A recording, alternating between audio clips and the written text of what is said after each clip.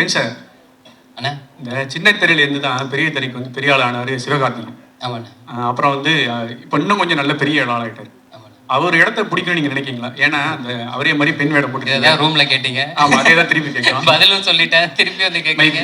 Nelson படத்துலயும் அடுத்து சேர்ந்தீங்க. என்னன்னா நெல்சன் படத்துலயும் அடுத்து அவருக்கு மாதிரியே கூட்டணி இருக்கீங்க. ஆமாண்ணா. அதே மாதிரி ஏதாவது ஆசை இருக்கா? அவர் மாதிரி வரணும், அவர் எந்த அளவுக்கு இன்ஸ்பிரேஷன் உங்களுக்கு? இல்லைண்ணா, எனக்கு டெஃபினட்டா அங்கே சொன்னதே அப்படியே நானும் சொல்லட்டுமா?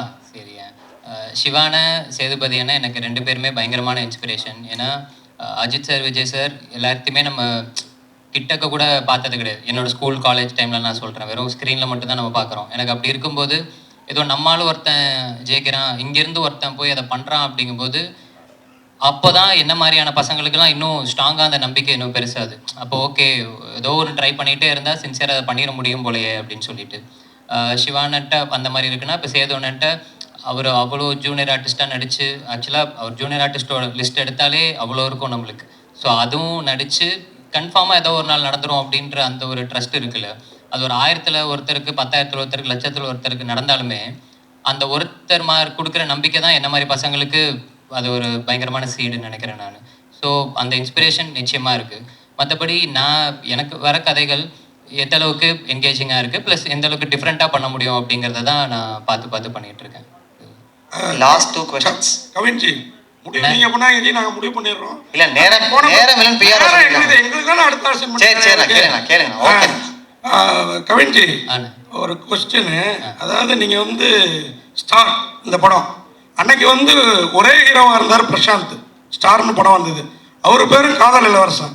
இன்னைக்கு காதல் இளவரசன் தான் எங்க கண்களுக்கு நீங்க தான் தெரியுறீங்க. அந்த காரணத்துக்காகவே ஸ்டாருங்கிற டைட்டில் தூக்கிட்டீங்களா? அதே மாதிரி ஆனழகன்கிற படத்தில் ஒரு பெண் வேடம் போட்டிருப்பார், ரொம்ப ஃபேமஸ் படம், ஓகேங்களா? அன்னைக்கு வந்து இத்தனை ஹீரோ கிடையாது, அவர் மட்டும். அந்த மாதிரி ஒரு நோக்கம், ஒரு சென்டிமெண்ட் இதுக்குள்ளார வச்சு தான் அந்த படத்தை ஒத்துக்கிட்டீங்களா? என்னோட கேள்வி. இல்லைண்ணா, இந்த படத்தோட இப்போ ஸ்டார் அப்படிங்கிறத பொறுத்த வரைக்கும் நாங்கள் எல்லாருமே இப்போ சொல்லியிருந்தோம் இல்லையா, ஸ்டார்னா வெறுமனே அந்த ஸ்க்ரீனில் வர அது கிடையாது ஸ்டார்.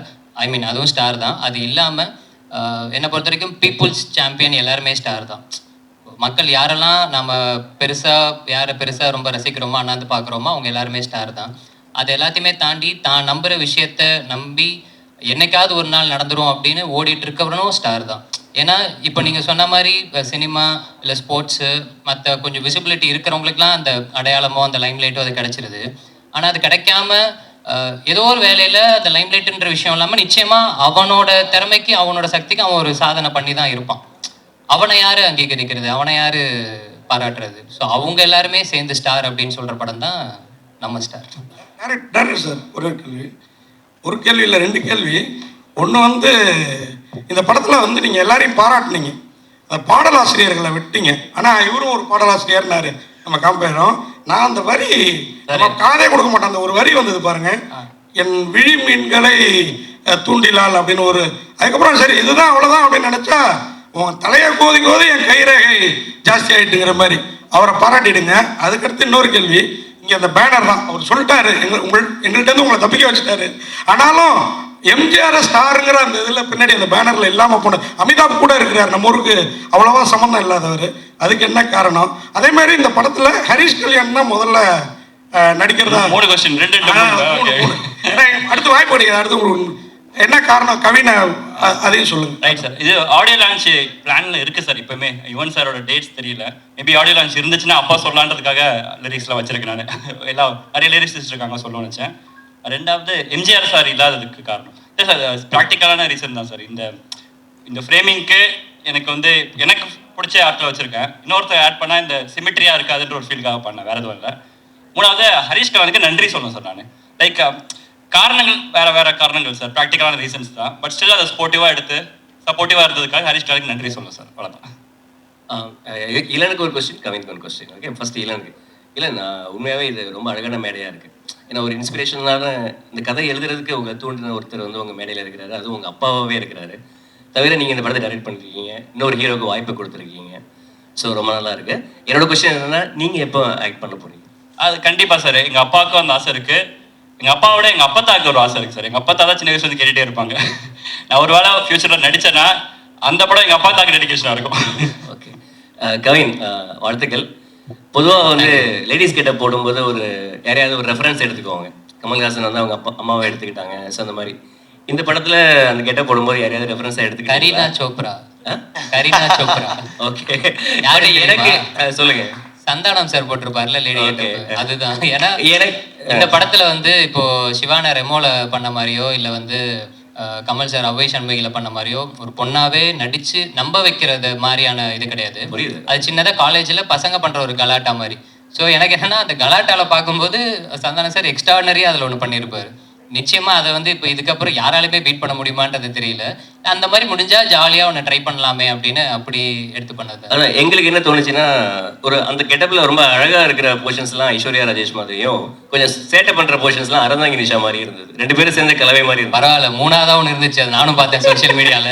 வாழ்த்துக்கள். Santhanam reference super.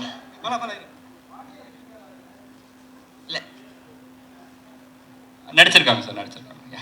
Direct sir, ஆக்சுவலாக பேர் வந்து ஸ்டார்னு வச்சுருக்கீங்க, பின்னாடி இருக்கவங்களும் பெரிய ஸ்டார்ஸ் தான். ஸோ ஒருவேளை இந்த படம் வெற்றி அடைஞ்சிருச்சுன்னா அடுத்த லெவலுக்கு ஸ்டாருக்கு போவார். எந்த ஸ்டார் லெவலுக்கு கவின் போவார் நீங்கள் நினைக்கிறீங்க? சார் நான் ஆல்ரெடி இன்டர்வியூஸில் சொல்லியிருக்கேன் சார். சார் கேட்குறீங்களா சொல்லவா? ஸோ ஆஸ் அன் ஆக்டரா சார், நான் ஆஸ் அன் ஆக்டராக ஒரு டாப் 5 இருப்பாருன்னு நான் பிலீவ் பண்ணுறேன். ஆக்சுவலாக ஒரு ஆஸ் அன் ஆக்டராக பெர்ஃபார்மராக ஒரு டாப் 5 இருப்பாருன்னு பிலீவ் பண்ணுறேன் சார். கவின் சார், ஒரு 2-3 நாளாக அந்த லேடிஸ் கெட்டப்பில் திரும்பிங்க. உங்களுக்கு எப்படி ஃபீலாக இருந்தது? பெண்களுக்கு வந்து என்னென்ன கஷ்டம் அண்ணா, எனக்கு இருக்கு? பயங்கர கஷ்டம்ண்ணே. நான் அன்னைக்கு ஸ்டேஜுக்கு வந்ததுமே ஏதோ இவங்களோட கொஞ்சம் விரிவா சொல்லுங்க. அசிஸ்டன்ட் ஒரு அக்கா வருவாங்க, அவங்க எல்லார்ட்டையுமே வந்து நீங்கெல்லாம் தெய்வம் அப்படின்ற அளவுக்கு நான் சொல்லிட்டேன். ஏன்னா நிஜமாவே ரொம்ப சங்கடமா இருந்துச்சு. இப்போ இதுவே எனக்கு தெரிஞ்சு இந்த டிசைன்லாம் இவங்களுக்கு உள்ள குத்தும்னு நினைக்கிறேன். ஆனால் காமிச்சிக்காம சிரிச்சுக்கிட்டே இருக்காங்க பார்த்தீங்களா, அதுவே ஒரு தனித்திறமை. எனக்கெல்லாம் அன்னைக்கு வந்து முடிச்சுட்டு போகிறேன் ஃபுல்லாக அந்த அப்படியே தேஞ்சா ஒரு மாதிரி இருக்குல்ல, அந்த ஜமுக்கிய ஏதோன்னு சொல்லுவாங்கல்ல, அந்த பேட்டர்ன் போல் அது அப்படி கொடுத்துருந்தாங்க பயங்கரமாக நம்ம காஸ்டியூம் டிசைனர். சரி, அதெல்லாம் ரொம்ப ரொம்ப கஷ்டம்ண்ணே. ஏன்னா இப்போ ஒரு ஈவெண்ட் அப்படின்னா நம்ம சும்மா ஏதோ ஓகே கிடைக்கிறத போட்டு டக்குன்னு வந்துடுறோம்ல, அவங்களுக்கு அந்த மாதிரிலாம் இல்லை, அது மெனக்கெடுதல்லே பயங்கரமாக இருக்குது. ஸோ அதெல்லாம் இனிமேல் யாராவது கலாய்ச்சா நானே கேட்பேன், எவ்வளோ கஷ்டம் தெரியுமா அந்த மாதிரி. கவின் சார், என்ன உங்களுக்கு மைக்கே தேவையில்ல போலேண்ணே, சொல்லுங்க.